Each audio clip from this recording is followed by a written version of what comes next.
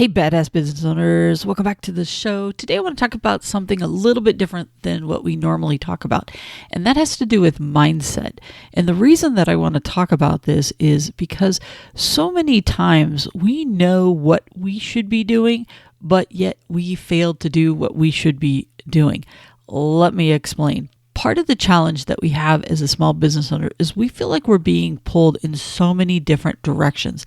There's the direction of these customers that need something right now, need it. Then there's times when we just need the money, so we need to really hustle and earn as much money as we possibly can, which means we need to make as many sales as possible. But the challenge comes, we know we need to work on the business, but we're constantly working in the business and therefore never getting anything else done that we know we need to get done. Now, there's pros and cons to this, right? Yes, you're getting the sales. Yes, you're making money. So you're like justifying it that way. The problem is by not working on the business and trying to improve the business, you're actually working harder and harder because you haven't fine-tuned the processes within the business.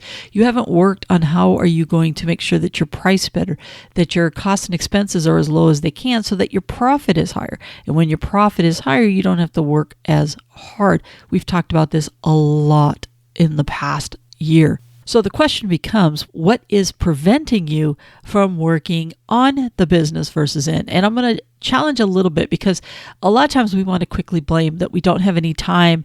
We're constantly being pulled in all these directions and everything else. And the reality is that we don't have the mental fortitude to do it. Because honestly, if you think about it, if there's something that's really important to you, you find a way to make it happen. You find the time. And you also take the time because you just know that by taking these 10, 20, 30, half hour, 2 days, whatever it is, time, it's going to pay off in the long run. But what happens is, I think sometimes we get afraid. That's not the only reason, but one of the reasons is we become afraid. We're afraid of what happens if this doesn't work. Did I just throw away all that money? Did I just not get it done? Sometimes we feel stuck because we don't know what we should be doing, what should be first. And the reality is, honestly, you just need to dive in and just work on the one thing. Just pick one thing and work on that one thing. The rest will come to you and will flow to you. Another challenge that we have is sometimes we're surrounded by people. They're good people, but they don't necessarily challenge you to be better at what it is that you do. Let's just say you're buddies with a few other business owners, and those business owners run good, decent businesses just like you do. The challenge I want to make you is find a buddy that could also be part of your group or your contacts that is constantly finding ways to improve their business, to get better. Because what's going to happen is they're going to inspire you. They're going to fire you up. We've all heard the saying, you are the 5 people you surround yourself with. Well, if you're friends with people who are okay with the status quo, what do you think is going to happen to your mindset? It's not going to push you. It's not going to help you push your limits on what you can build with your business and what it is that you can do. So just by adding in at least one person in the beginning who has this drive to make their business better, that's going to rub off on you, and you're going to get some ideas and some aha moments, and you're going to see their habits, and you're going to see what they do, and you're going to go, wow, I can do that too. It's going to inspire you in some cases. It's hard when you're surrounded by folks that aren't really pushing you or helping you to get better, because it's really easy to fall back on our tried and true excuses that we're constantly using to stay in place and to not be motivated. And you're not walking in this alone. I like to think of myself as somebody who's pretty highly motivated to get things done. But there's seasons in my life and in my career where I was surrounded by people that didn't have that drive. And I kind of settled into that same status quo with what's going on, as opposed to when I'm around people that are fired up and people that want to, make things happen or spark my ideas and get things going.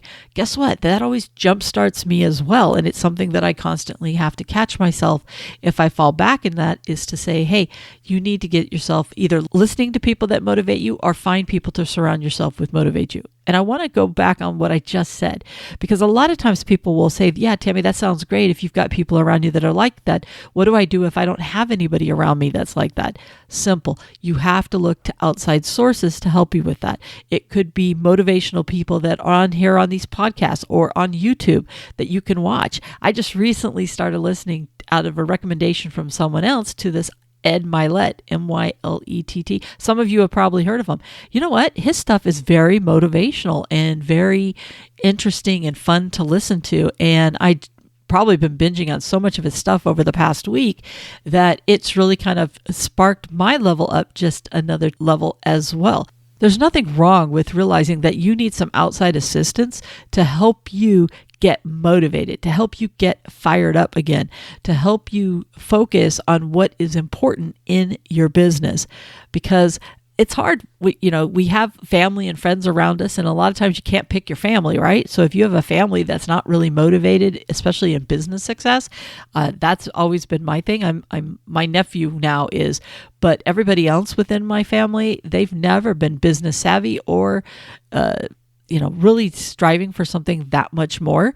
So I've always had to look to outside sources to help be that guide, to be that motivation for me until I could surround myself with people that really inspired me and everything else.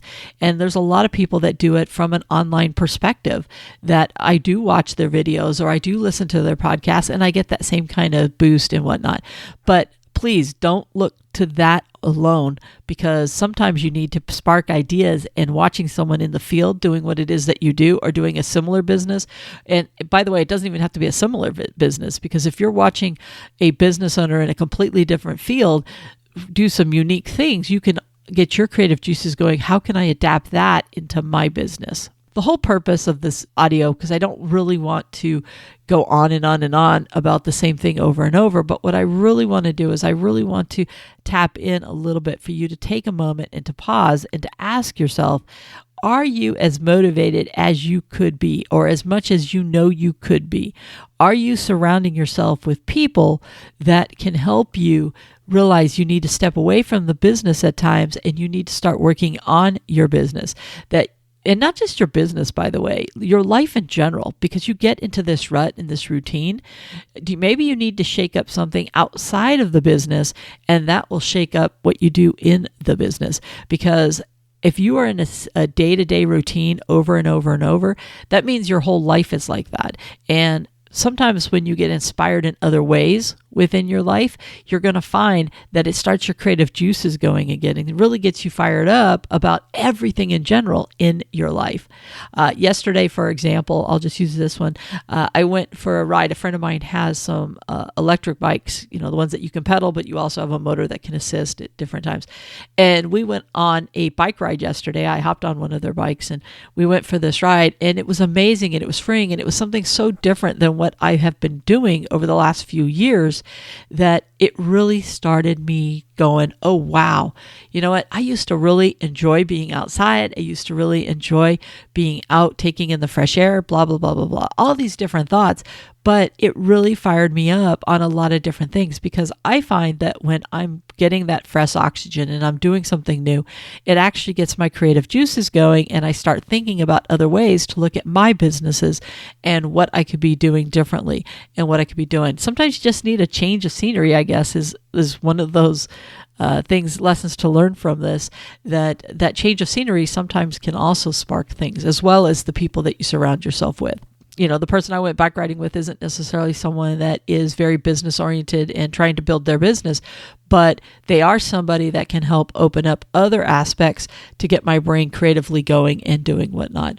So I guess that's the biggest challenge that I want to throw at you today is, I'll stop rattling here. I know sometimes I do that, but my main thing is I really want you guys to shake yourself up. Regardless of whenever you're listening to this, whether it's the end of the year, it's in the middle of the year, or whatever the case may be, we need to constantly find ways to energize ourselves, to look at our business differently, to challenge ourselves, to that if you ever get in a rut and you just feel like you're doing the same thing over and over and over, or you feel like there's no other way to do it than the way that you're doing it, find outside sources that can somehow jar that loose a little bit to be able to allow your brain to focus on other ways of looking at your business, looking at your life, because they do go so hand in hand with each other.